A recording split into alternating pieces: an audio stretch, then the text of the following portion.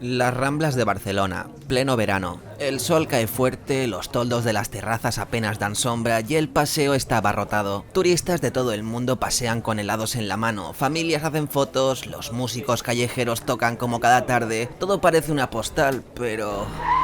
Atenció, vehicle baixant per la Rambla! S'estan duent a la gent! No, gent ferida carrer Carme, gent ferida carrer Carme. Desde Plaza Cataluña, una furgoneta blanca irrumpe a toda velocidad. No frena, no esquiva, zigzaguea para arrollar a todo lo que se cruce en su camino. Los gritos rompen la música, el murmullo y las risas. Algunos intentan apartarse, otros no tienen tiempo. En menos de un minuto la furgoneta recorre más de medio kilómetro hasta detenerse sobre el mosaico de Joan Miró. Las Ramblas se quedan mudas. El conductor sale del vehículo y se mezcla entre la multitud, desapareciendo sin dejar rastro. Barcelona se paraliza, las sirenas y el caos llenan la ciudad. El centro queda perimetrado, agentes armados recorren las calles, registran portales y vigilan cualquier movimiento sospechoso. Muchos comercios bajan su persiana, turistas y vecinos se esconden en tiendas y cafeterías, pegados a sus teléfonos, sin saber si es seguro salir. Reina el terror. Interrumpimos la programación habitual para informarles de un suceso que se acaba de producir en Barcelona. Una furgoneta ha atropellado esta tarde a varias personas que paseaban por las Ramblas de la ciudad, según han informado los Mossos d'Esquadra. Y lo que nadie sabe aún es que, horas después, a más de 100 kilómetros de allí, la violencia volverá a golpear, y esta vez en Cambrils. Atemptat! On?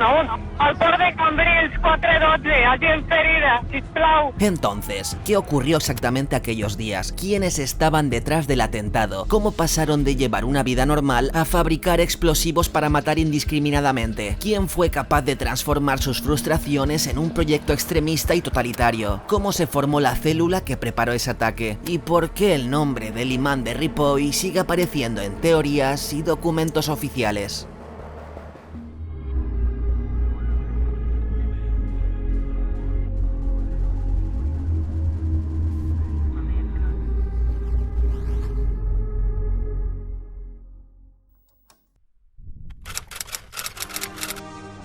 Bona tarda, Barcelona, bona tarda, Catalunya. El passeig de Sant Joan i el passeig Lluís Companys són a punt per fer bategar la capital del país des de la Diagonal. Estimem-nos fort i molt, perquè sabem que arribaran més atacs de l'Estat. Sabem que si seguim units no ens podran tòrcer. Tenim un projecte ple d'esperança.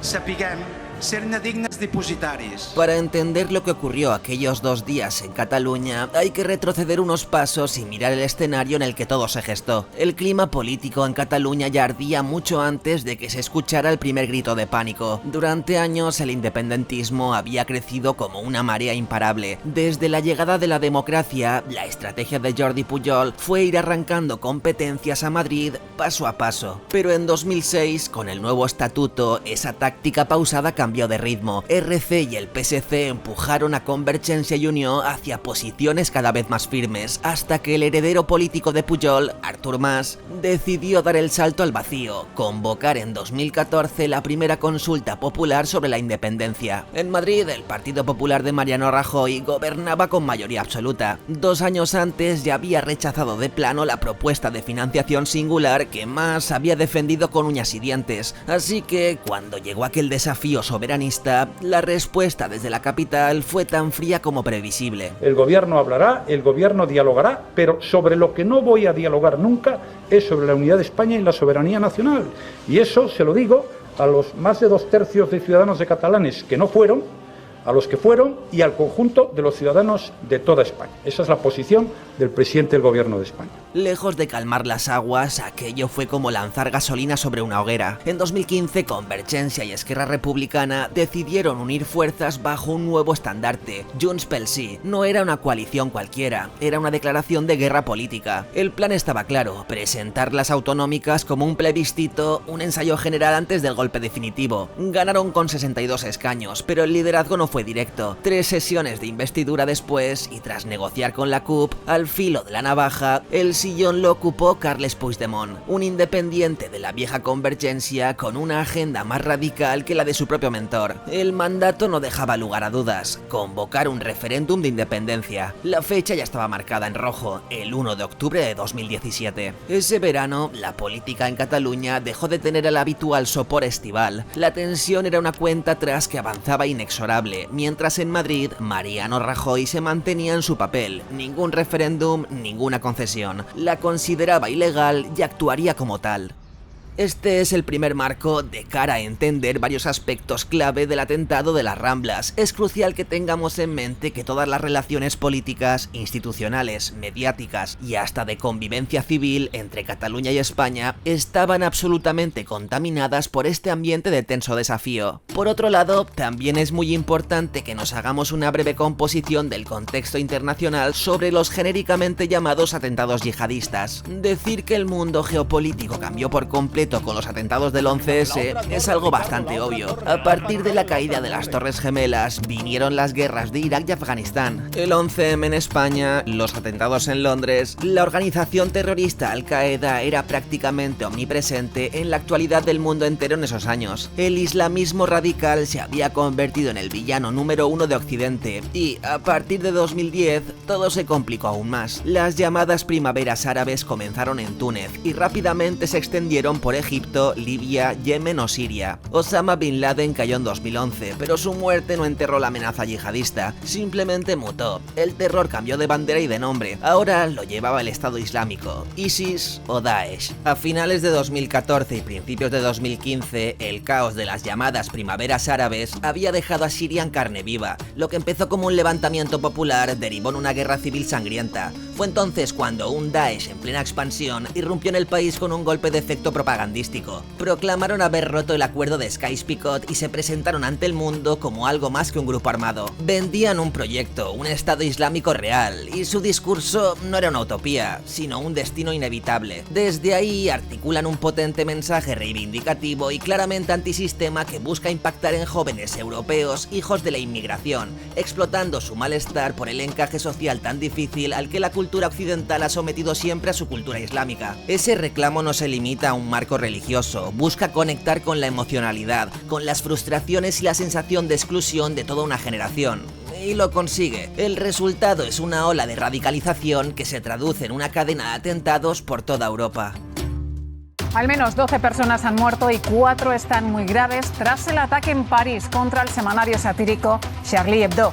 Tiroteo en París. Varias personas han resultado muertas y heridas en un tiroteo registrado esta misma noche en el centro de París. De nuevo, el terrorismo golpea a Europa y en esta ocasión a su corazón, a Bruselas. Parece que hay un atentado en Niza.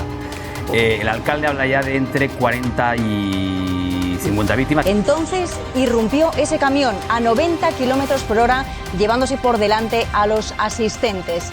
En Suecia hay una decena de muertos en el tiroteo en una escuela para adultos. El autor, que llevaba un arma automática, está entre los fallecidos. La policía no cree de momento que tenga relación alguna con bandas terroristas o criminales. Estamos junto al lugar del atentado, el Manchester Arena. Ya se sabe que el terrorista es un joven británico de 22 años. Eran las 10:08 de la noche cuando una furgoneta blanca a gran velocidad atropella a los viandantes que pasean por el puente de Londres. Este peligroso cambio de paradigma en lo referente al terrorismo es absolutamente clave para entender lo sucedido en Barcelona. Ahora la amenaza no depende de una organización tipo Al-Qaeda. No hace falta secuestrar aviones o coordinar varias explosiones en trenes. Ahora cualquiera puede radicalizarse en torno a un discurso.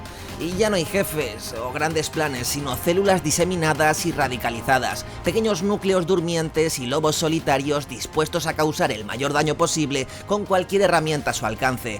Pueden activarse en silencio, sin levantar grandes alarmas, y eso convierte la labor de seguridad e inteligencia en una cacería a ciegas. Ya no hace falta pertenecer de forma orgánica a la organización, sino que tú puedes estar en la Rambla de Cataluña, en una discoteca gay en Orlando o en Londres. Es como si pasaras de un esquema donde había empleados, ¿no?, de la IAD a autónomos de la IAD. Europa está en alerta máxima. Esta nueva forma de terrorismo además ha complicado enormemente los procedimientos de control y seguridad de todos los países. Y para colmo de males, la polarización política y social en España y Cataluña vive su momento álgido.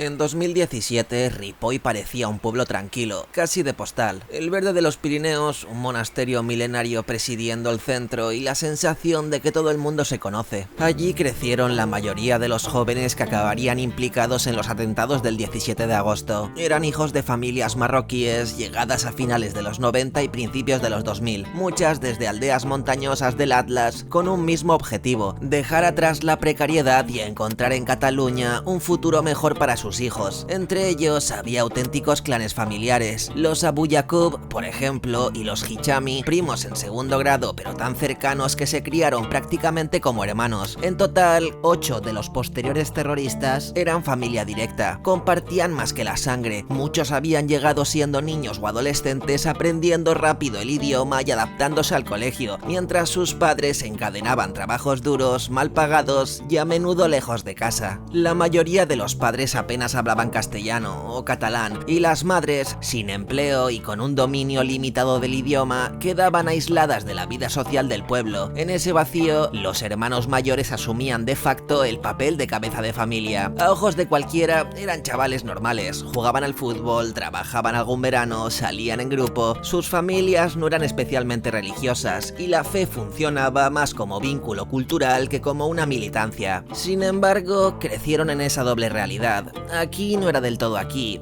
y allí, en Marruecos, tampoco era del todo de allí. Ripoll, pese a su apariencia idílica, era un lugar pequeño y cerrado, donde la convivencia entre vecinos autóctonos e inmigrantes rara vez iba más allá de lo necesario. Los chavales se mezclaban en el aula, pero fuera de ella se movían sobre todo entre los suyos, y en ese contexto, invisible para muchos, acabaría apareciendo una figura decisiva, el imán de Ripoll. Se llamaba Abdelbaki Es-Sati, y su llegada al pueblo en 2015 no levantó sospechas. La comunidad musulmana necesitaba un imán para la mezquita Anur, y él apareció como un candidato aparentemente idóneo, discreto, con experiencia previa y un discurso que, al menos en público, no sonaba extremista. En un lugar como Ripoll, donde la mezquita era un punto de encuentro pero no un foco de polémicas, su presencia se aceptó sin demasiadas preguntas. Lo que no sabía casi nadie es que su vida tenía dos caras. En 2010 había sido condenado por tráfico de hachís a 4 años de prisión en Castellón, donde coincidió con internos vinculados a redes yihadistas. Don Abdelbaki Es-Sati, póngase de pie, por favor, delante del micrófono tan amable que está grabando. Comparece aquí como acusado, tiene usted derecho a guardar silencio a las preguntas que le van a formular. La gente, cuando mandar la gente para matarme el día 22 de junio está en Cambridge, donde estaba viviendo. Yo cogí mi furgoneta. Si es tan amable a lo que le ha preguntado. No me venga con rollos de lo que dice ya. Yo lo tengo muy claro lo que ha dicho. No vuelva a decir una y otra vez lo mismo. Lo tengo muy claro. Si es tan amable, cállese. Para saber usted. Cállese, le estoy diciendo. ¿De acuerdo? Conteste a lo que dice el señor letrado. Y no venga a decir siempre el mismo rollo. ¿De acuerdo? Pero usted va a estar... No hable cuando yo hablo.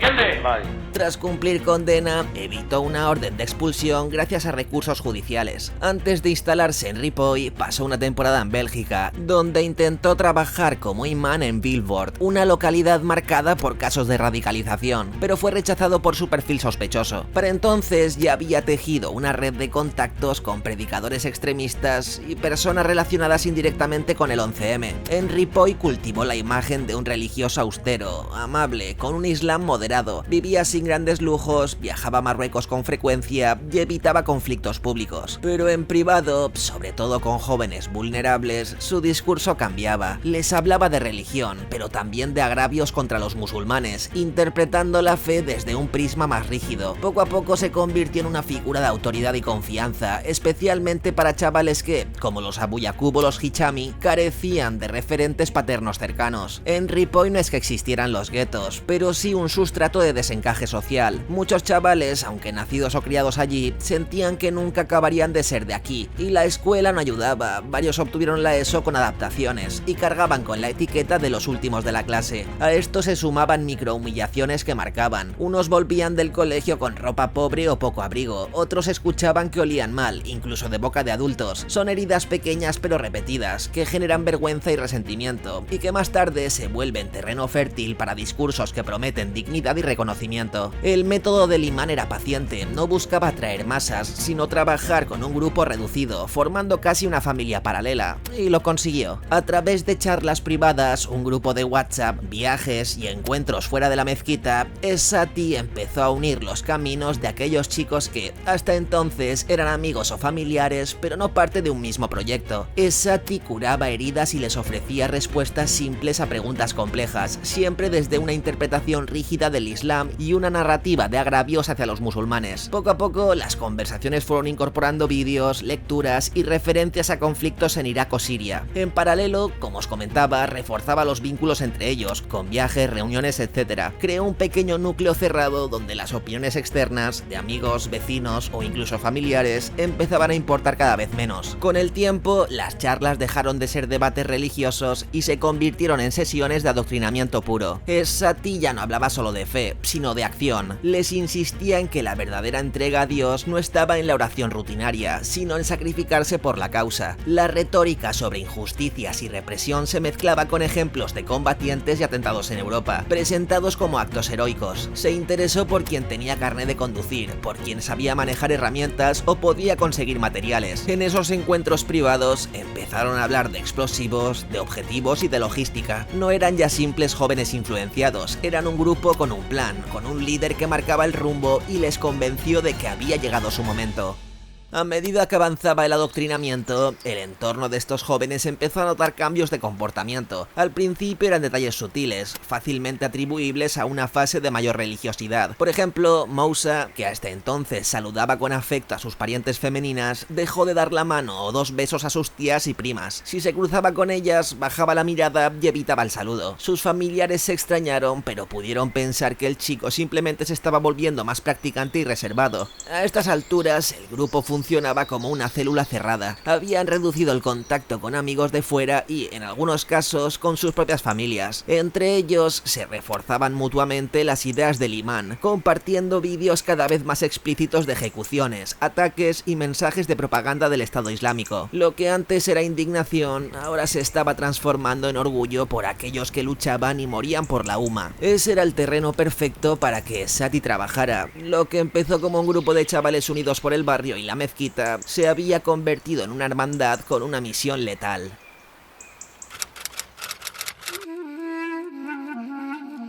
El 30 de octubre de 2016, en pleno Puente del Pilar, Younes Abou Yacoub da un paso que, visto en retrospectiva, marca el arranque silencioso del plan final. Ocupa una casa en el número 6 de la calle Pujás, en Gombrèn, un pueblo diminuto de apenas 184 vecinos, a 12 kilómetros de Ripoll. El lugar, conocido como Cal Ros, llevaba años vacío. Su último propietario se había quitado la vida 5 años antes, y desde entonces el banco lo mantenía cerrado, hasta que Younes decidió instalarse. No era solo un techo. Según la investigación policial, aquel chalet de 3 plantas se transformó en un refugio apartado donde los miembros más cercanos del grupo podían reunirse sin testigos. Durante meses, Younes y Mohamed Hichami mantuvieron la ocupación, incluso trucando el contador eléctrico para tener luz gratis. Entre finales de 2016 y mayo de 2017, la policía define este periodo como protopreparatorio. Viajes a París y Bruselas de los hermanos mayores de la célula, Younes, Youssef y Moja, contactos potenciales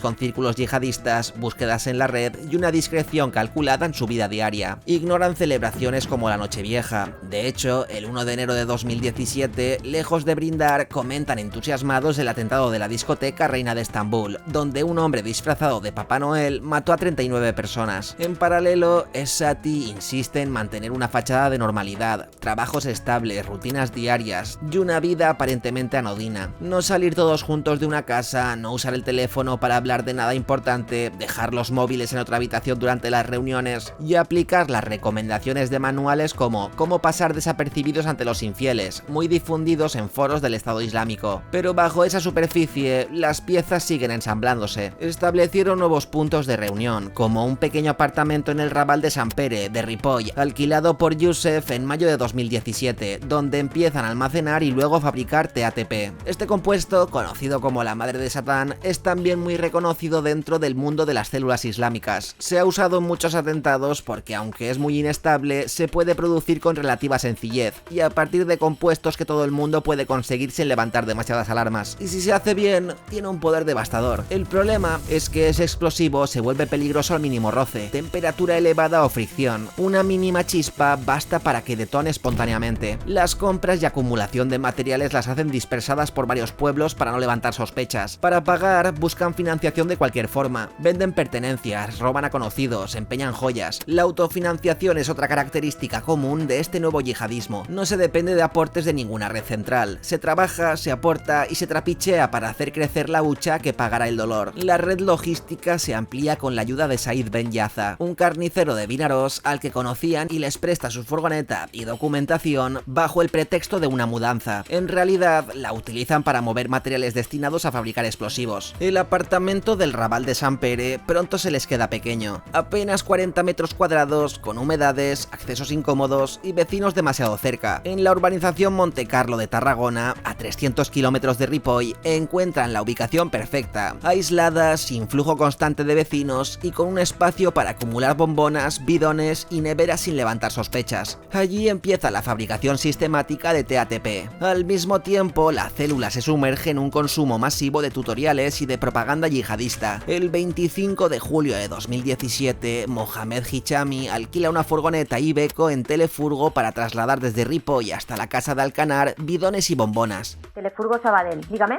Quería preguntar por la disponibilidad de furgonetas. La acetona ya impregnaba el ambiente del refugio anterior y podía delatarlos, así que deciden moverlo todo antes de que los olores alertaran a los vecinos.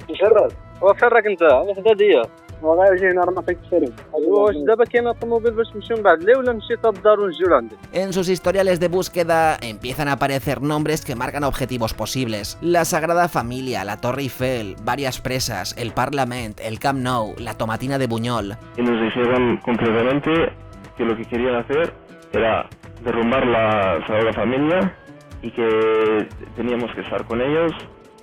¿Derrumbar o...? No, sí, derrumbar, pero querían con explosivo. El 9 de agosto, Esati regresa de Marruecos tras un mes con su familia, lo que quiere decir que prácticamente todos los preparativos han ocurrido durante su ausencia. El 11 de agosto de 2017, en un viaje silencioso de reconocimiento, varios miembros de la célula llegan a París, observan el perfil de la zona donde se encuentra la Torre Eiffel, recorren sus alrededores y tantean rutas de acceso. Ahora سميتو قربنا نوصلوا ريتو كان واقيلا تغدا ياك ايوا هذا جوج سوايع انت شوف فيها الدراري وجيبوا معاك واش كون ولا لا جبت جوج كاع. 3 días después, de vuelta en Barcelona, Younes posa frente a la Sagrada Familia y señala al cielo. No es un gesto inocente. En la iconografía yihadista, ese dedo índice levantando simboliza el tawhid, la unicidad de Dios, y en su uso por parte del Estado Islámico se asocia también a la idea del martirio, como antesala del sacrificio en nombre de la causa. Las evidencias recogidas en los dispositivos informáticos de la célula confirman que sus objetivos ya estaban fijados de forma explícita: atacar la Torre Eiffel en París, la Sagrada Familia y el Camp Nou en Barcelona. A partir del 14 de agosto, la cuenta atrás es real. La mañana del 16, Mohamed y Younes contactan con la empresa Telefurgo en Santa Perpetua de la Mogoda para reservar 2 furgonetas. Buenos días.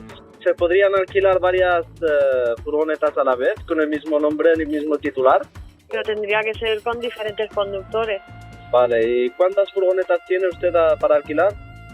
Las pequeñas, 2.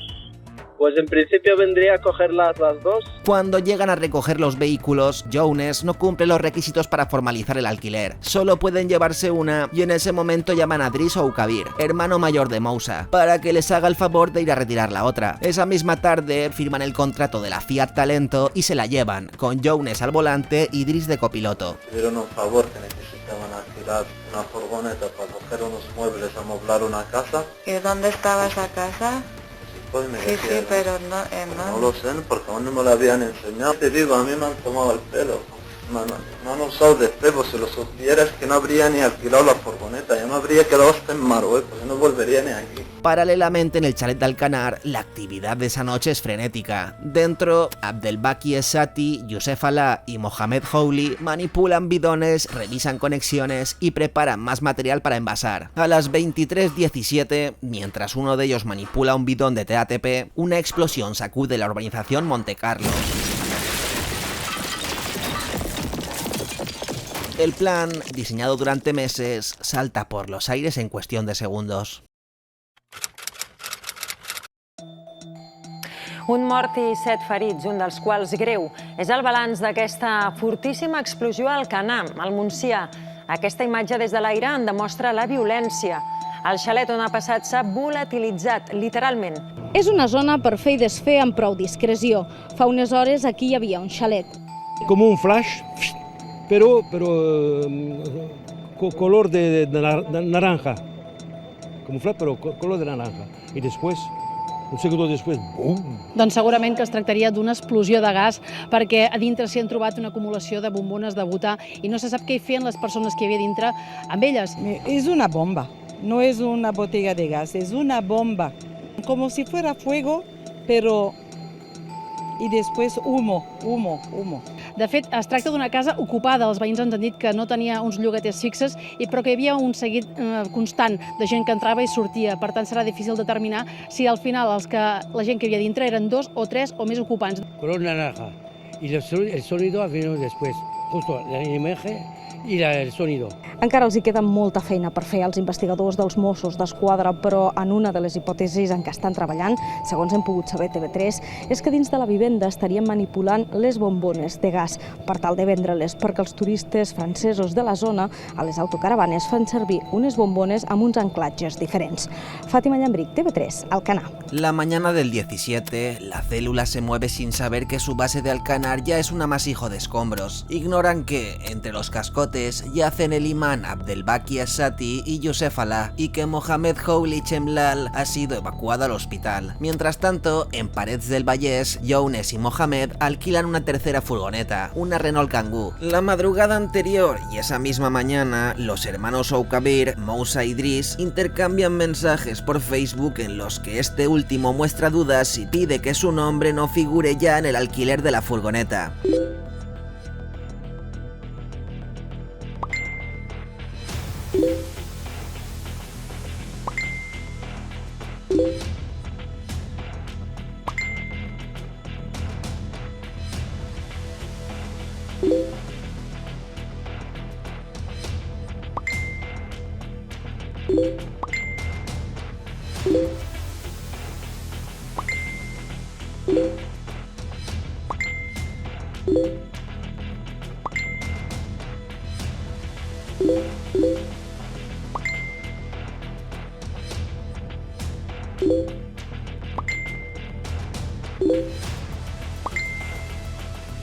También esa misma mañana, Mohamed Hichami llega a llamar a la empresa de furgonetas Ruzafa, en la que habían alquilado una furgoneta el día anterior, para intentar cambiar la titularidad de una de ellas. Buenas, Gemma, buenos días. Ayer vine a coger una furgoneta. Sí. Y bueno, se la puso un chaval a su nombre. Lo que pasa es que le ha salido un viaje de imprevisto y me ha dicho que si le podía cambiar el titular, porque como que no estará, pues está intranquilo y no sé si se puede hacer. Dime el nombre. El nombre es Driss Oukabir. Volviendo a Parets del Vallès, con ambos vehículos, la Fiat Talento al mando de Younes y la Kangoo conducida por Mohamed parten hacia Alcanar, cruzando el peaje de Martorell en torno a las 2 de la tarde.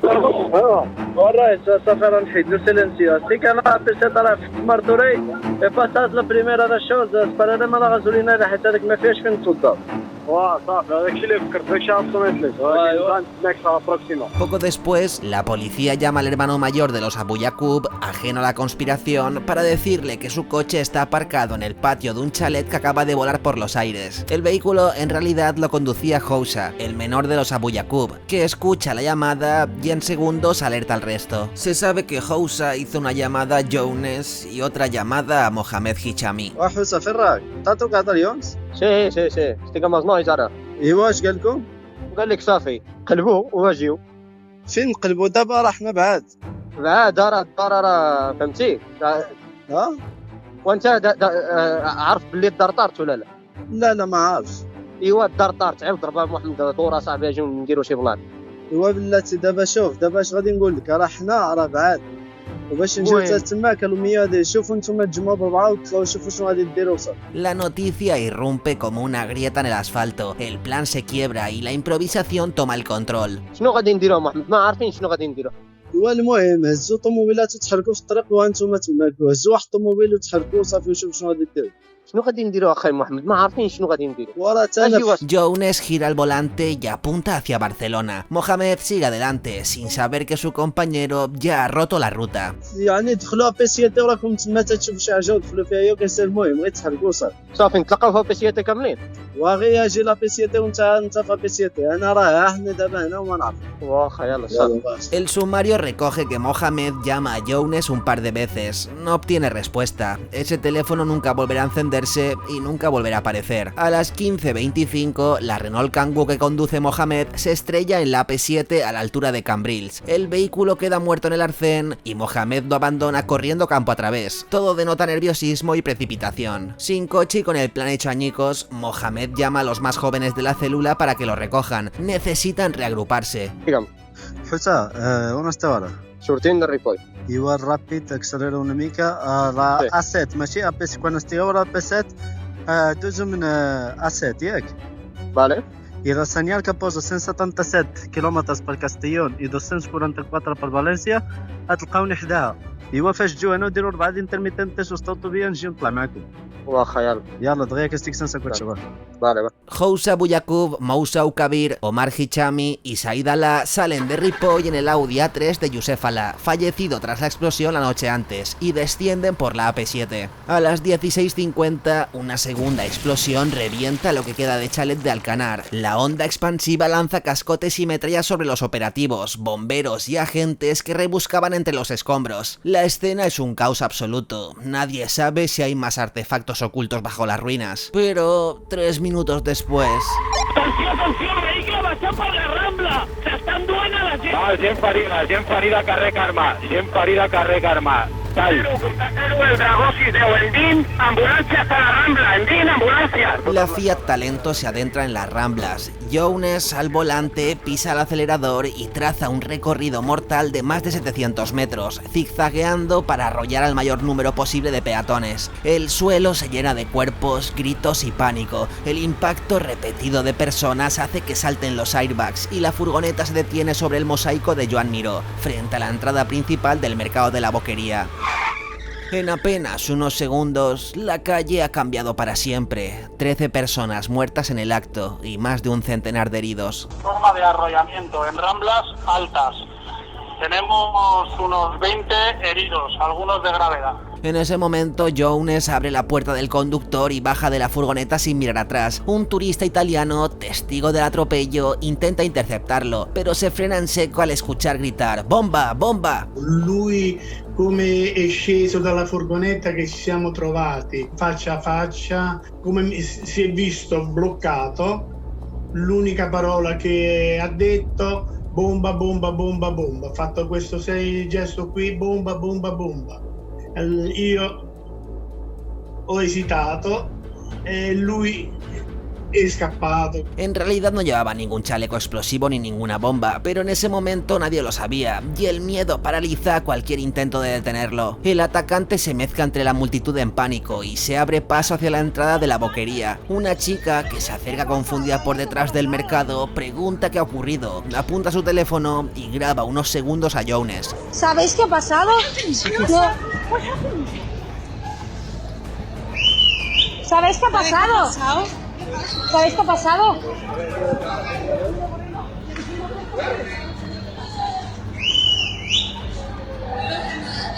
¿Sabéis qué ha pasado? ¿Alguien? Joder, ¿sabéis qué ha pasado? Avalancha, ¿no? Ese breve clip, difuso y caótico, se convertirá después en vídeo viral y en una pieza clave de la investigación. Mientras tanto, los Mossos perimetran el centro de Barcelona. Se teme que en el interior de la furgoneta haya un artefacto listo para detonar. Jones ha desaparecido. En cuestión de minutos se activa el llamado dispositivo jaula, un cierre total de accesos por carretera y tren, patrullas en puntos estratégicos y órdenes de búsqueda inmediata. Barcelona está sitiada. Los Mossos han activado la llamada Operación Jaula nada más producirse el ataque terrorista. Además, los comercios y establecimientos públicos cercanos a la zona del atentado han sido cerrados. También varias estaciones de metro se han cerrado y se ha suspendido el servicio de autobuses por seguridad. Mossos de Escuadra, Guardia Urbana, bomberos y sanitarios trabajan a contrarreloj entre sirenas, gritos y un silencio extraño que a ratos lo envuelve todo. Los cuerpos de las víctimas permanecen bajo lonas, custodiados por cordones policiales que impiden el paso incluso a la prensa. Los comercios, cerrados a cal y canto, mantienen a clientes y empleados encerrados en su interior por seguridad. En medio de la confusión, corre el rumor de que el terrorista se ha trincherado en un restaurante cercano. Patrullas armadas peinan la zona con las pistolas en alto, entrando local por local, revisando cocinas, baños y trastiendas. Cierra. Con la metralleta. Deben estar aquí abajo. La Plaza Cataluña, habitualmente caótica y llena de turistas, es ahora un punto neurálgico del dispositivo. La orden es clara, nadie entra ni sale del perímetro hasta nuevo aviso. Endín, ambulancias para la Rambla, Endín, ambulancias. El autor es un individuo de 1,70 m con una camisa de color blanco y rayas azules. Tenemos unos 20 heridos, algunos de gravedad. Por su parte, Jones atraviesa calles laterales y avanza a pie hasta la zona universitaria. Allí, el destino cruza su camino con el de Pau Pérez, un joven de 34 años que acababa de estacionar su Ford Focus. Sin previo aviso, Jones lo apuñala mortalmente y lo deja desplomado en el asiento trasero. Se pone al volante y abandona el lugar con el cuerpo aún en el coche. A las 18:10, el vehículo robado se salta a un control estático de los Mossos d'Esquadra en la Diagonal, a la altura de Esplugues de Llobregat. Totes les sales de Cènit, sala central. Els informem que des de la prefectura s'ha activat el dispositiu Cronos. Media hora después, a las 18:40, la magnitud de la amenaza obliga a activar el dispositivo Cronos. Todas las unidades y especialidades de los Mossos se movilizan bajo el protocolo de atentado terrorista. Mientras tanto, a las 19:20, en el hospital de Tortosa, los agentes unen los puntos y arrestan a Mohamed Houli Chemlal, el único superviviente de la explosión de Alcanar. 10 minutos después, en Ripoll, los Mossos arrestan a Driss Oukabir, el hermano mayor de Moussa. Es la primera cara que aparece en los telediarios. En último momento, la policía ha identificado a uno de los implicados en este atentado de Barcelona. Se trata de Driss Oukabir y ya se está manejando en algunos medios como El País una fotografía de esta persona. Todavía no se han dado datos de su nacionalidad y demás, pero seguramente es uno de estos dos responsables atrincherados en el restaurante de Estambul en el barrio de San Antoni. Y él mismo se presenta en la comisaría, sabiendo que su nombre figura como el arrendatario de la furgoneta utilizada en las Ramblas. Pero me puse un minuto en frío a pensar las cosas y la mejor idea que tuve es que me entrego, porque yo no he matado a nadie, no he hecho nada. Enseguida se han conocido datos sobre la investigación. Los autores del atentado habían alquilado dos furgonetas. Una es la utilizada en el ataque y la segunda que los Mossos han localizado en la ciudad de Vic. Y cerca de allí, en Vic, en un polígono industrial a 70 kilómetros al norte de Barcelona, donde, como decíais, la policía ha localizado sobre las 7 de la tarde a un segundo vehículo, una furgoneta blanca que está estacionada justo detrás nuestro. nuestro en un parking de comida rápida. A las 20:04, la atención se desplaza a Sant Just Desvern. Frente al imponente edificio Golden, los agentes localizan el Ford Focus blanco robado. El coche está detenido, las luces apagadas. En el interior, el cuerpo sin vida de Pau Pérez. En un primer momento creen que podría tratarse del propio terrorista que ha arrasado las Ramblas. Un presunto terrorista en un coche se ha intentado saltar un control atropellando a 2 Mossos d'Esquadra heridos de levedad y la policía lo ha abatido. La posibilidad de que el vehículo esté cargado de explosivos obliga a acordonar la zona y desplegar a los TEDx. Varias horas más tarde se dan cuenta de que el cuerpo que yace en el coche es Pau y que el autor del atropello sigue vivo, armado con un cuchillo y moviéndose en algún punto que nadie logra localizar. ¿Se espera algún atentado inminente? Evidentemente no podemos decir lo que va a pasar mañana, pero la información que tenemos permite pensar que no se va a dar un atentado en las próximas horas de este tipo.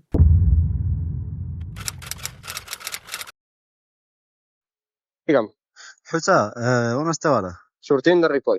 I va ràpid, accelera una mica a la A7, maixí?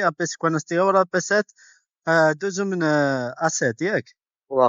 Yala, digueia que estic sense cotxe, va. A las 17:00, en una gasolinera de Sant Jaume de Domenys, los 5 integrantes que se han reunido tras recoger a Mohamed de la P7 se detienen para repostar y tomar un respiro. El grupo está liderado por Mohamed Hichami, uno de los cerebros logísticos de la célula, con ascendencia sobre su hermano Omar, su primo Housa Bouyacoub y el resto. En este momento ya deben de ser conscientes de que Younes es el autor del atropello en las Ramblas y que el imán Abdelbaki Essati, Youssef y Mohamed Houli pueden estar entre las víctimas del chalet d'Alcanar. Tras repostar, se alejan hacia un lugar apartado, un restaurante abandonado en Riudecanyes. Allí, lejos de las miradas, debaten su siguiente paso. En lo que parece un simple gesto de eliminar pruebas, prenden una hoguera y arrojan a las llamas el pasaporte y el carnet de conducir de Mohamed Hichami y de Younes Bouyacoub, entre otras cosas. Sin embargo, los documentos solo quedan parcialmente calcinados y la policía los recuperará intactos en parte.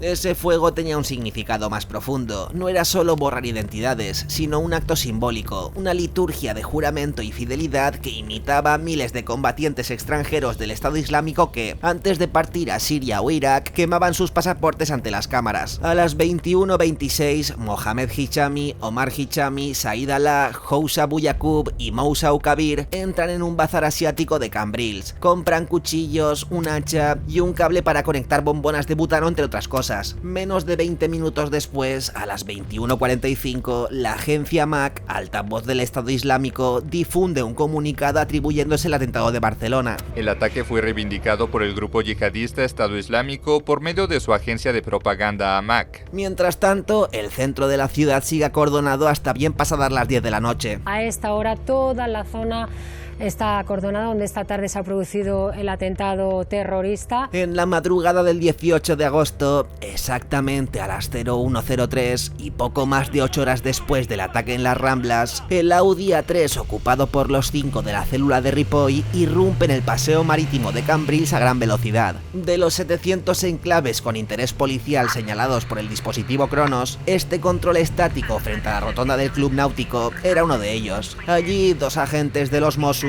custodiaban el acceso, ya que dentro del recinto había un concierto. En cuestión de segundos, ven como el Audi irrumpe en la rotonda y embiste a varios peatones. Una mujer muere en el acto, y el vehículo no frena, traza una trayectoria directa hacia la patrulla. Los 2 agentes se lanzan al suelo para evitar ser arrollados.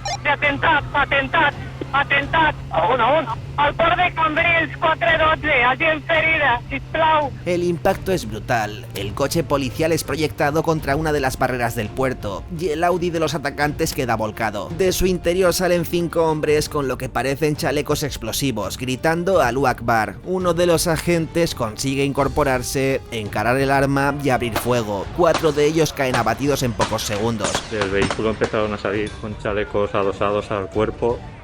Uno de ellos viene corriendo a toda velocidad hacia mí con un hacha en la mano, gritando Allahu Akbar. Disparé hasta abatirlo. Veo que vienen 3 personas más, pero los tenía encima. Venían gritando al Akbar, corriendo hacia mí. No me dio más tiempo que abrir fuego contra ellos y abatirlo. Pero entre el estruendo y la confusión, el quinto individuo ha tomado la dirección opuesta, alejándose del resto. Se mezcla con la multitud que huye por el paseo marítimo hacia Salou. Lleva un cinturón explosivo falso, como el resto, improvisado con botellas y cinta aislante, y avanza con intención de seguir matando, hasta que otra patrulla lo intercepta y lo abate. Y en un determinado momento tomé la iniciativa de disparar y ordenar a la línea que disparar. Los atacantes llevaban cinturones explosivos, pero se ha confirmado que estos eran falsos. Tenía la noción de que depende cómo disparaba, igual salíamos por los aires. Se vuelve a levantar, mira fijamente, se ríe, diciéndome con la mirada que te voy a matar. El episodio, que dura poco más de un minuto, deja un reguero de víctimas y una escena de miedo y confusión total entre vecinos y turistas. El dispositivo de seguridad confirma poco después que los chalecos son simulados y que el ataque es una acción coordinada con el atentado de Barcelona del día anterior. La madrugada del 18 de agosto no termina en Cambrils. Mientras la escena del paseo marítimo queda acordonada y los cuerpos de los 5 atacantes son identificados, los Mossos d'Esquadra extienden la operación a Ripoll. En registros simultáneos se irrumpen varios domicilios vinculados a los autores materiales. En el número 10 de la calle Raval Santa Eulalia, vivienda de la familia Alá, los agentes detienen a Mohamed Alá, hermano de Said, propietario del Audi A3 utilizado en el ataque. Pocas calles más allá, en la avenida Comte Guifré, es arrestado Sal El Karib, dueño del locutorio que utilizaban los terroristas para comprar billetes y realizar gestiones logísticas. Ambos son trasladados a dependencias policiales, mientras Ripoll amanece bajo un fuerte despliegue que marca el principio del fin de la célula yihadista que había golpeado Cataluña en menos de 24 horas.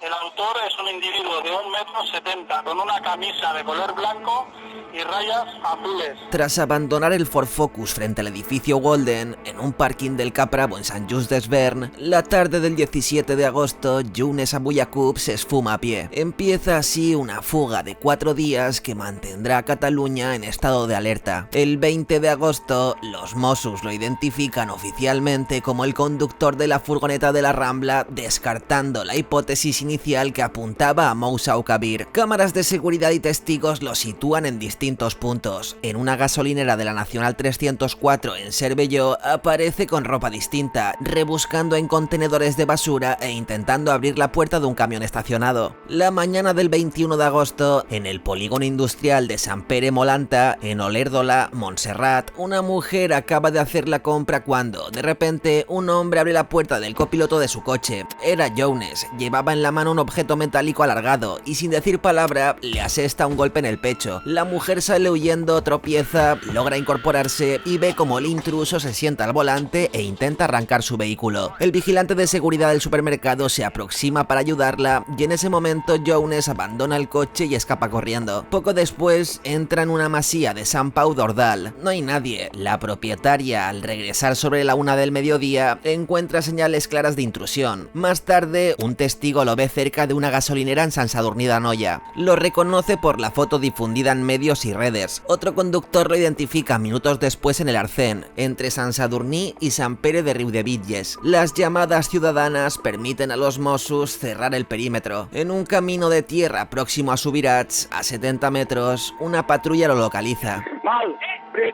prioritat aquí, a la depuradora, cinturó explosiu. Los agentes le gritan que no se mueva y que levante las manos. Younes se gira, exclama Allahu Akbar y se levanta la camiseta. Alrededor del abdomen lleva lo que parecen cilindros metálicos, dispuestos como un cinturón explosivo. Se abre fuego, el sospechoso cae, queda inmóvil unos segundos y se reincorpora. Uno de los agentes vuelve a ordenarle que se detenga. Ante la negativa, dispara entre 5 y 6 veces hasta abatirlo definitivamente. Los TEDx llegan poco después y confirman que el cinturón es falso. El autor del atentado de la Rambla, Younes Abou Yacoub, ha sido abatido por disparos de los Mossos d'Esquadra en la localidad barcelonesa de Subirats.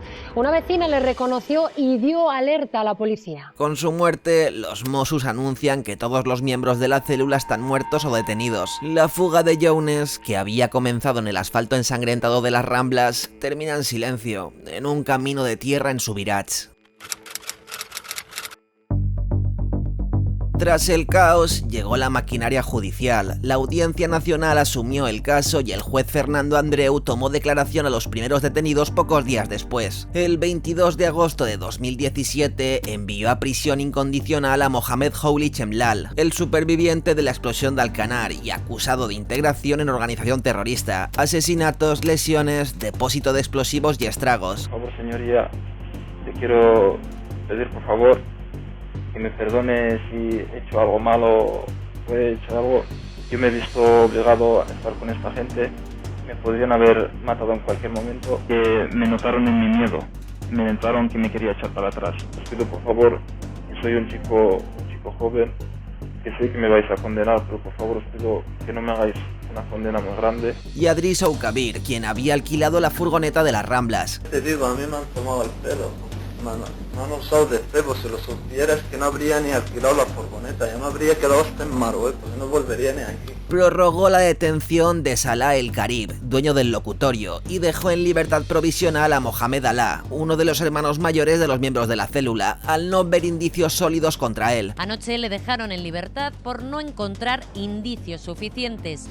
Su nombre aparece en los papeles de este coche, el Audi A3 que utilizaron los presuntos terroristas en Cambrils, pero Mohamed asegura que es porque les salía más barato el seguro, pero que el coche era de su hermano. Poco después caía Said Ben Yaza, el carnicero de Vinaròs, que había prestado su furgoneta y documentación para mover material explosivo. La instrucción en la que trabajaron Mossos, Policía Nacional y Guardia Civil identificó a la célula yihadista de Ripoll y situó en el centro al imán Abdelbaki Essati, señalado como el instigador y cerebro de los atentados. La investigación confirmó que planeaba ataques de gran envergadura con los explosivos de Alcanar, siguiendo la estrategia del Daesh. La explosión del chalet truncó esos planes y forzó la improvisación de los ataques con vehículos y cuchillos. Los peritajes de ADN ratificaron la muerte de Essati y cerraron la puerta a juzgar al autor intelectual o indagar más en los vínculos con el Daesh. El procesamiento se centró en Houli y Oukabir, por integración en organización terrorista, fabricación y depósito de explosivos y estragos en grado de tentativa, y en Ben Yaza por colaboración. No se incluyeron cargos por las 16 muertes ni por los más de 140 heridos, algo que desde el inicio generó polémica ante las acusaciones particulares. El juicio oral comenzó en noviembre de 2020, retrasado por la pandemia. La fiscalía pidió 41 años para Houli, 36 para Oukabir y 8 para Ben Yaza. Durante 3 meses declararon más de un centenar de testigos y peritos. Los acusados minimizaron su implicación, pero los testimonios como los de varios vecinos de Ripoll asegurando que sí había una cercanía con la célula y las pruebas, como un vídeo de Houli manipulando explosivos y compras masivas de precursores químicos, desmontaron sus versiones. En febrero de 2021, la fiscalía mantuvo que, aunque no mataran directamente, el fanatismo penetró en sus almas y su papel fue esencial para que la célula actuara. Las defensas pidieron la absolución. 3 meses después, la Audiencia Nacional dictó sentencia. Houli, 53 años y 6 meses, Oukabir, 46 años y Ben Yaza, 8. Penas con inhabilitación absoluta y prohibición de acercarse al Alcanar, pero con un límite efectivo de 20 años para los 2 primeros. La sentencia reconoció 368 víctimas y fijó indemnizaciones con responsabilidad subsidiaria del Estado. Todas las partes recurrieron. En julio de 2022, la Sala de Apelación de la Audiencia Nacional confirmó lo esencial, mantuvo la absolución por los asesinatos y redujo las penas por un ajuste técnico. Houli pasó de 53 a 43 años y Oukabir de 46 a 36. A Ben Yaza le mantuvieron los 8. De todas maneras, el límite de los 20 años siguió intacto. El 27 de noviembre de 2023, tras los recursos finales al alto tribunal, el Supremo puso fin al proceso, confirmó lo fundamental para Houli y Oukabir, pero rebajó drásticamente la condena de Ben Yaza a 18 meses al considerar que no estaba probado que supiera el uso terrorista de su furgoneta. Lo calificó como cooperación imprudente por negligencia grave. Ben Yaza, en libertad provisional desde 2021, fue expulsado a Marruecos en diciembre de ese año al no tener ya permiso de residencia.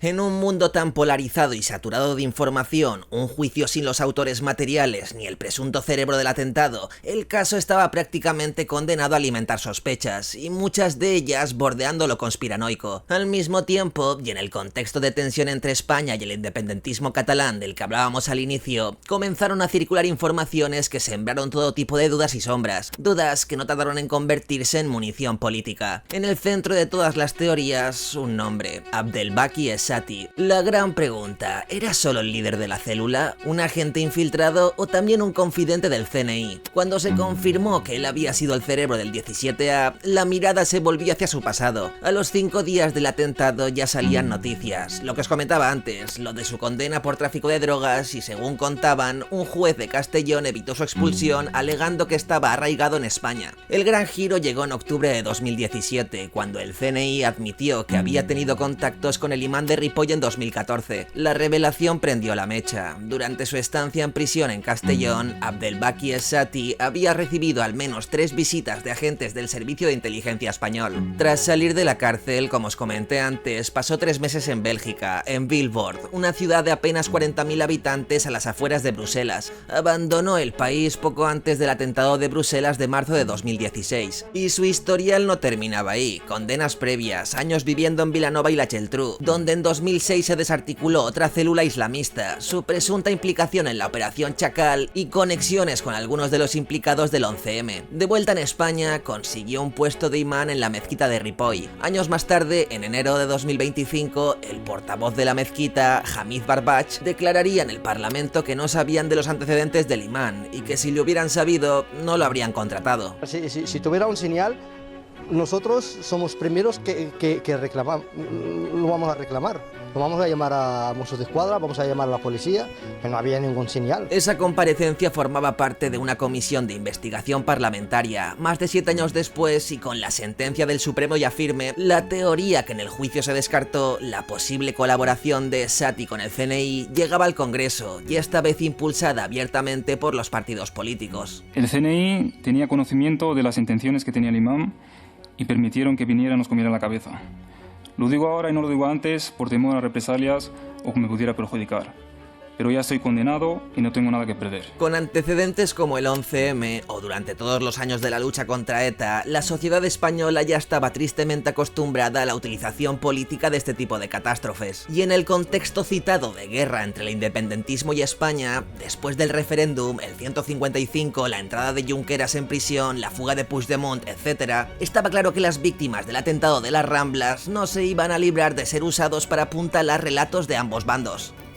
En febrero de 2018, apenas medio año después de los atentados, el PDeCAT, el nuevo partido de Puigdemont, ya pedían en el Congreso una comisión de investigación sobre el papel del imán. Ese verano llegó la réplica desde el otro lado. En agosto, El Confidencial publicó: 3 altos cargos de los Mossos se vieron con la CIA antes de los atentados del 17A. Mossos y Gobert lo negaron de inmediato, hasta que el periódico filtró al día siguiente el correo electrónico citado en la noticia, dejando en bastante mal lugar el desmentido. El independentismo, por su parte, se apoyó en informaciones de Público para avivar la conspiración. El Digital aseguraba que el servicio secreto conocía todos los movimientos del comando de Ripoll porque escuchaban los móviles de los asesinos en los días previos al atentado. El propio presidente Quim Torra llevó la acusación al Parlamento. A todo esto se sumaron supuestos avisos de la policía belga y alertas de la CIA a los servicios de seguridad españoles. El clima fue degenerando en una guerra de acusaciones y contraataques, con ambos bandos usando el 17A como munición política y dejando en un segundo plano el dolor de las víctimas. De hecho, el ministro Margallo lo dijo: de un atentado se sale, de una secesión no se sale, ¿no? Y no tuvo ningún rubor en decir que para el gobierno la prioridad era la situación que se vivía en Cataluña, no en clave terrorista, sino en clave independentista. Como vemos, el relato ya había escalado hasta el extremo de sostener que lo ocurrido en las Ramblas y en Cambrils no fue un atentado yihadista, sino una maniobra orquestada por el gobierno español para borrar de la cabeza de los independentistas la idea del referéndum de octubre. Toda esta escalada, como comentaba, no solo pasaba con las víctimas en medio del fuego cruzado, sino que directamente también pasó a la contienda judicial. En octubre de 2019, poco antes de cerrarse la instrucción, el juez José Luis Calama rechazó la petición de nuevas diligencias presentada por la defensa de Javier Martínez Espinola, padre de Xavi, el niño de 3 años fallecido en las Ramblas. Su abogado, Jaume Alonso Cuevillas, defendió que no se trataba de conspiraciones, sino del derecho de las víctimas a conocer la verdad. Esta reclamación, pese a ser desestimada, se convirtió en el eje de varias concentraciones encabezadas por Javier en los años posteriores. Y entonces, en enero de 2022, todo saltó por los aires. El mismísimo comisario Villarejo lanzaba la acusación más explosiva: que el CNI estaba detrás de los atentados del 17A en Cataluña. Al final fue un error grave del señor Sanz Roldán que calculó mal las consecuencias, por darle un pequeño susto a Cataluña. El relato de conspiración era macabro, pero encajaba perfectamente con esa guerra sucia entre administraciones que también habíamos visto con la llamada policía patriótica del PP, y encima teníamos al rey de las llamadas cloacas del Estado agitando el avispero. En la sentencia del recurso ante la audiencia de julio de 2022, esta misma desestimó cualquier responsabilidad civil del Estado en la sentencia del recurso, aunque reconoció que la petición de Javier era humanamente comprensible, pero la bola de nieve no se detuvo. Al llegar al Supremo, la acusación, de nuevo con el padre de Xavi al frente, fue más allá y pidió reabrir la investigación para esclarecer si el imán de Ripoll, Abdelbaki Es-Sati, murió realmente en la explosión de Alcanar. No quiero ser prejuicioso y menos con una víctima como Javier, cuyos testimonios hielan la sangre a cualquiera con un mínimo de humanidad, pero basta una búsqueda rápida sobre su abogado para ver que es militante de Junts desde 2020 y desde 2021 secretario segundo del Parlamento. Insisto, no apunto nada contra Javier, lo que me indigna es pensar que alguien de su entorno pueda estar usando su dolor como herramienta política. Aquella duda no era solo una ocurrencia política. Al revisar el sumario hay elementos curiosos. Cuando se hicieron las pruebas de ADN de los restos hallados en Alcanar, no se tomó una única muestra, sino numerosos fragmentos. Los Mossos compararon ese material con el ADN obtenido de una túnica encontrada en el piso de Ripoll y de la furgoneta de Es-Sati. Aunque inicialmente no lo tenían claro, tras el cotejo lo dieron por identificado y descartaron cualquier otra hipótesis. Sin embargo, hay un testimonio que suele salir en las teorías conspirativas. Unos jóvenes franceses que veraneaban en una casa junto al chalet de Alcanar aseguraron haber visto, justo después de la explosión, una furgoneta alejándose. No supieron precisar ni modelo ni color ni ocupantes y la urbanización tenía varias salidas secundarias sin cámaras. A todo esto, la furgoneta de Es-Sati apareció más tarde en La Rápita, algo que puede tener muchas explicaciones, pero que la conspiración lo incorpora de inmediato a su relato. Finalmente, y como tras las elecciones españolas de 2023, los 7 diputados de Junts fueron claves para la nueva investidura de Sánchez, el partido de Puigdemont logró que se abriera la comisión de investigación parlamentaria en torno al relato de que Es-Sati era confidente del CNI. Por aquella comisión pasaron todos, los condenados y, como no, Félix Sanz Roldán, exdirector del CNI y blanco directo de las acusaciones de Villarejo. Este mismo hombre ya había comparecido años atrás en la Comisión de Secretos Oficiales para dar explicaciones sobre los contactos reales entre Es-Sati y los servicios de inteligencia durante su estancia en prisión en Castellón. Y, al igual que entonces, buena parte de las investigaciones volvieron a centrarse en esos secretos y en el debate sobre si se desclasificarían o no. Me he visto todas las comparecencias públicas, las tenéis aquí en YouTube, y, oh sorpresa, no he sacado nada en claro. Como pasa siempre con estas teorías que tanto nos gustan, puedes salir convencido de cualquier cosa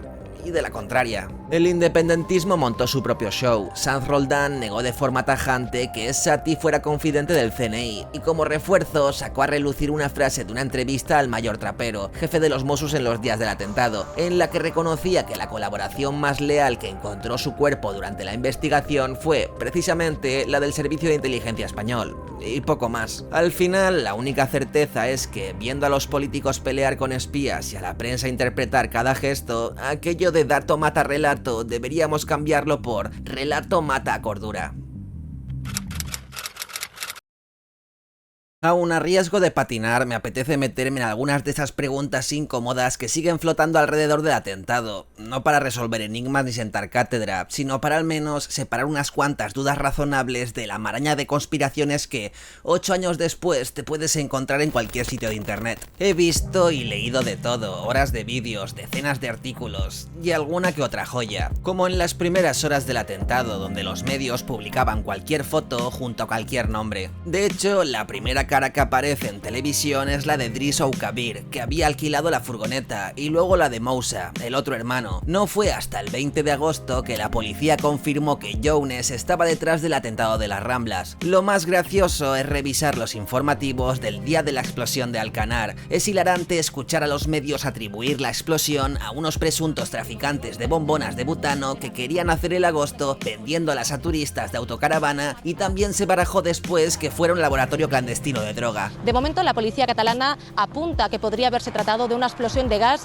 y es que aquí han encontrado hasta más de 20 bombonas de butano. No descartan ninguna hipótesis, tampoco, como decíais, que esto fuera un laboratorio de drogas o que aquí trapichearan con bombonas de butano. Lo que sí tenemos confirmado es que esta casa estaba ocupada ilegalmente. Sobre desde cuándo la célula usaba la casa que voló por los aires, cada medio cuenta su película. El País hablaba de muchos meses, The New York Times concretaba que desde diciembre, y La Vanguardia se iba hasta junio. Y así con casi todo, incluso en algo tan básico como el número de muertos o el de integrantes de la célula de Ripoll, he visto versiones distintas. Hace escasamente una hora hemos sabido, como comentabais, que la policía ha abatido a otro presunto terrorista. Cuando los Mossos han cerrado las salidas de la ciudad, las salidas de Barcelona, un presunto terrorista en un coche se ha intentado saltar un control, atropellando a 2 Mossos de Escuadra heridos de levedad, y la policía lo ha abatido. Y luego están las famosas llamadas grabadas, que para ser sincero fue lo primero que me hizo fruncir el ceño.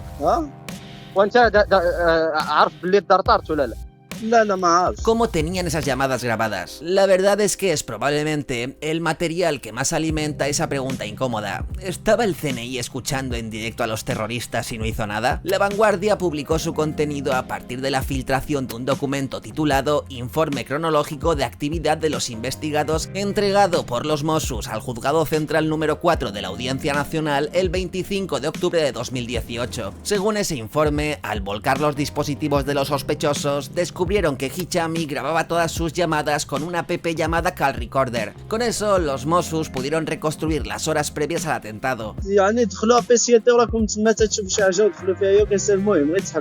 Pero Público aseguraba que esas grabaciones no venían de los Mossos, sino de fuentes propias del CNI. Documentos sin membrete, sin rastro oficial, con datos que, decían, el servicio secreto había obtenido por su cuenta, sin relación con el volcado de los teléfonos. Y claro, es difícil no especular. ¿Tenía razón Público o todo salió del trabajo de los Mossos? ¿Y por qué cojones un terrorista iba a grabar sus propias llamadas?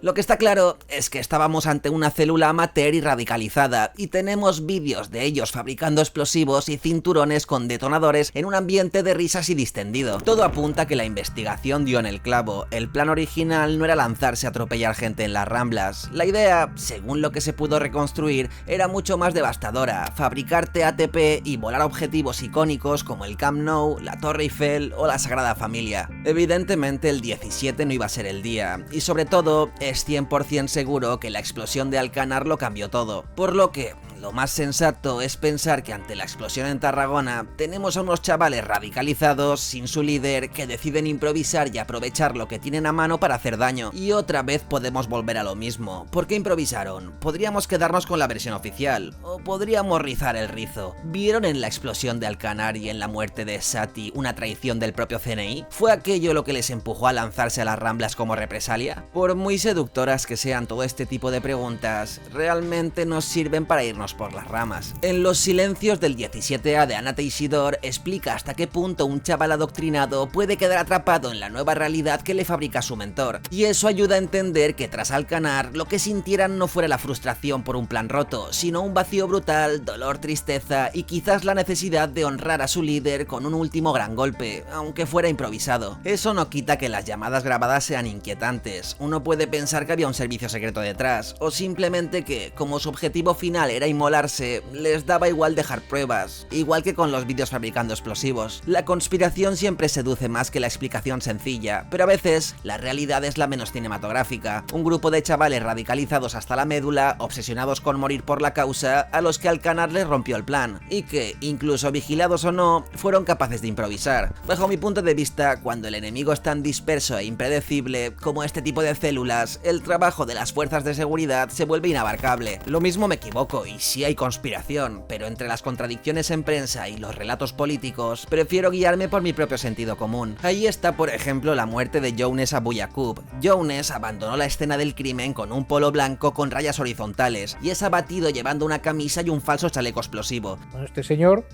cuando le abaten, aparece con otra ropa, con un chaleco tipo, vamos, un chaleco supuestamente con explosivos. ¿Ustedes han analizado algunos otros de los cinturones que se encontraron en otros puntos de Cambrils, por ejemplo, Alcanar? ¿Ustedes han tenido algún elemento comparativo con esos? otros cinturones? No, yo solamente, nosotros simplemente nos centramos en este.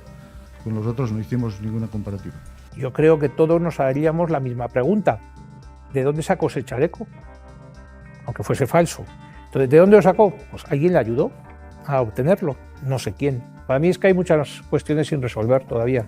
Se ha especulado si realmente lo llevaba, si se lo pusieron después o si lo abatieron porque era mejor que no hablara. Teorías tentadoras, la verdad. Lo que sí que me parece más incómodo de verdad es preguntarse cómo consiguió seguir huido después de saltarse un control, arrollar a un Mossu y esquivar una operación Jaula y Cronos durante 4 días. Per tots els indicatius a l'escolta.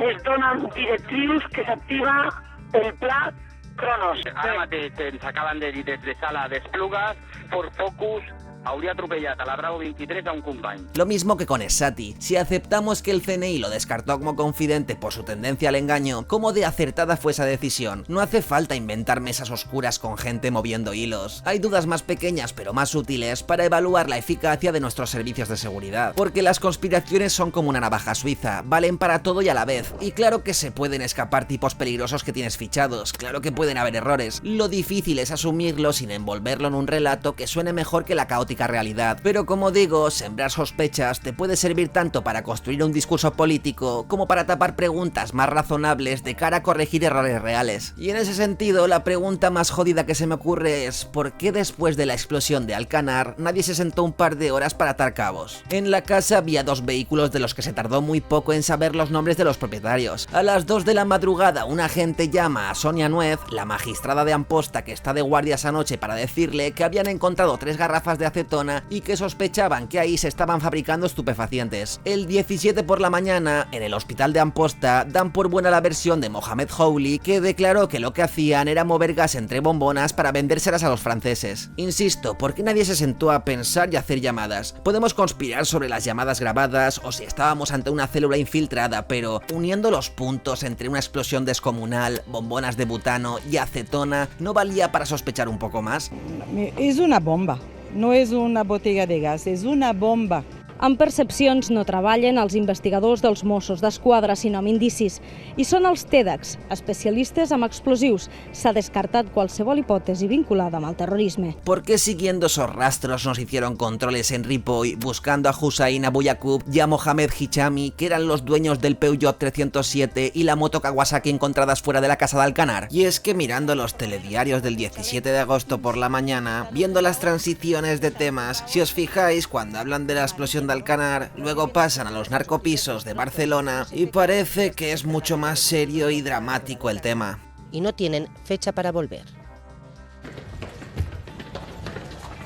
Son imágenes de esta mañana en el Raval de Barcelona. Es una persecución de los Mossos d'Esquadra por las calles de este céntrico barrio de la ciudad condal. Obviamente, si alguien del CNI se planta y dice «Ojo, que aquí huele a yihadismo», pues todo es más fácil. Pero ante una explosión capaz de volatilizar un chalet, encontrar acetona y pensar antes en drogas que en explosivos, o no interrogar más a fondo a alguien que dice que solo vendía bombonas, eso ya no depende de ninguna supuesta protección a Esati. Nos encanta imaginar un estado maquiavélico capaz de provocar un atentado para mandar el ejército a Cataluña y frenar el referéndum, y los políticos sin medios saben perfectamente cómo alimentar esas sospechas. Pero si aceptas que hasta un infiltrado se te puede descontrolar, quizá te inquiete mucho más algo menos glamuroso. Si la noche del 16 en Alcanar hubieran llevado a perros detectores, probablemente se habría evitado la segunda explosión que dejó heridos a varios agentes cuando una retroexcavadora removió el terreno. Necessitem serveis d'emergència urgent, serveis d'emergència urgent. S'ha rebut que hi ha hagut una explosió i tindríem alguns ferits, som companys o bombers.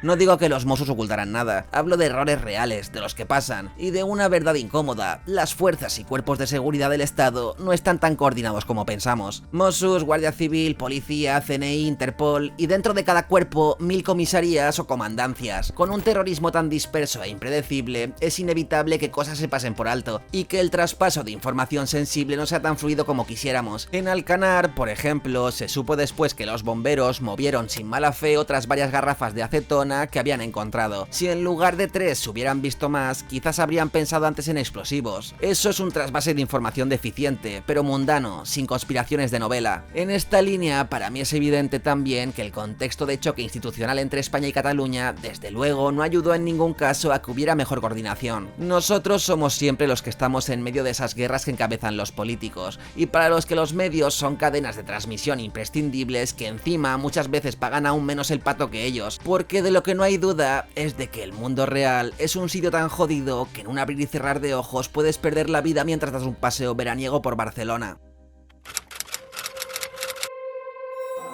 En total, 16 personas perdieron la vida y cientos resultaron heridas o necesitaron atención psicológica. Imaginar el dolor de perder de manera tan súbita o circunstancial a un ser querido por el fanatismo de unos fanáticos es desolador. Por eso, encontrarme polémicas sobre cómo se contabilizaron las víctimas en la sentencia y leer testimonios sobre la desatención administrativa que han sufrido me ha tocado bastante la moral. Del mismo modo, he querido insistir tanto en la utilización política del caso y en cómo se ha alimentado tantos relatos interesados. En esta entrevista de Javier, el padre de Xavi, con Bea Talegón, cuenta cómo su hija mayor, que paseaba con ellos, fue considerada víctima en la instrucción y en el sumario, pero desapareció de la lista en la sentencia. Mi hija mayor no está en la sentencia, ya ha sido atendida, está en los tomos del caso, está en la Audiencia Nacional, ha sido atendida y no está en la sentencia, no está reconocida víctima, mi hija mayor. Que tampoco te creas que los derechos que tienes como víctima te van a salvar la vida, pero bueno, si tienes algún tipo de derecho es tuyo. Y hay algo más que, aunque sea incómodo de escuchar, no podemos obviar. La radicalización islamista también deja víctimas invisibles. No víctimas en el sentido jurídico ni moral que ampare sus actos, porque quien mata, asesina y destroza vidas pierde cualquier legitimidad, sino personas que, antes de cometer atrocidades, fueron captadas, adoctrinadas y convertidas en instrumentos de un movimiento totalitario. Entender este proceso no es justificarlo, es una obligación si queremos evitar que vuelva a repetirse. Otro de los peligros de esta ya no tan nueva Guerra Santa es el sectarismo, muchas veces invisible al principio, que erosiona la convivencia y alimenta una peligrosa espiral de acción-reacción que acaba recrudeciéndose en las calles. En Ripoll se vivió un auténtico shock al descubrir que los responsables del atentado eran sus propios vecinos. Ese golpe emocional, fruto de la cercanía con los autores, derivó en algunos casos en un aumento de la desconfianza y en tensiones entre parte de la población local y personas inmigrantes o hijos de inmigrantes. Es un fenómeno que, por desgracia, ha sido aprovechado por fuerzas políticas como Alianza Catalana, con Sílvia Orriols llegando a la alcaldia. El que és evident és que és una religió que atempta contra els drets i llibertats occidentals i que, per tant, el seu avenç en territori europeu suposa una amenaça per la nostra civilització. D'aquí, doncs, la por, no?, aquesta ideologia político-religiosa. Independentment de qui la pugui compartir, doncs, evidentment, jo intento protegir les futures generacions de catalans d'aquesta xacra. Comprender este clima social no significa justificarlo. La desconfianza y el rechazo por el origen o la religión no son respuestas legítimas, aunque sí son reacciones que vemos repetirse cuando el miedo se instrumentaliza. Justo por eso creo que es importante nombrarlo y analizarlo, aunque a algunos les resulte incómodo. No quiero añadir dramatismo gratuito a la sensación, cada vez más extendida, de que vivimos en un mundo donde la sospecha se multiplica, pero sí creo que la ideología, cuando se convierte en un arma, acaba siendo mercancía averiada que oscurece lo demás. Mi trabajo consiste en bucear en historias pasadas para contarlas a mi manera, sumergiéndome lo suficiente como para pensar por mí mismo, y aunque no pretendo sentar cátedra, como he dicho antes, y cometo errores como cualquiera, espero que lo que hago sirva para acercaros estas historias con la mayor honestidad posible. Y aprovecho para recomendaros el libro Los silencios del 17A de Ana Teixidor, una obra que me ha resultado fundamental para elaborar este guión y para comprender con mayor profundidad lo que ocurrió en el atentado. Este vídeo ha sido complicado de hacer y quiero dedicárselo a todos los que tuvieron la desgracia de vivir esta catástrofe en carne propia. Muchas gracias.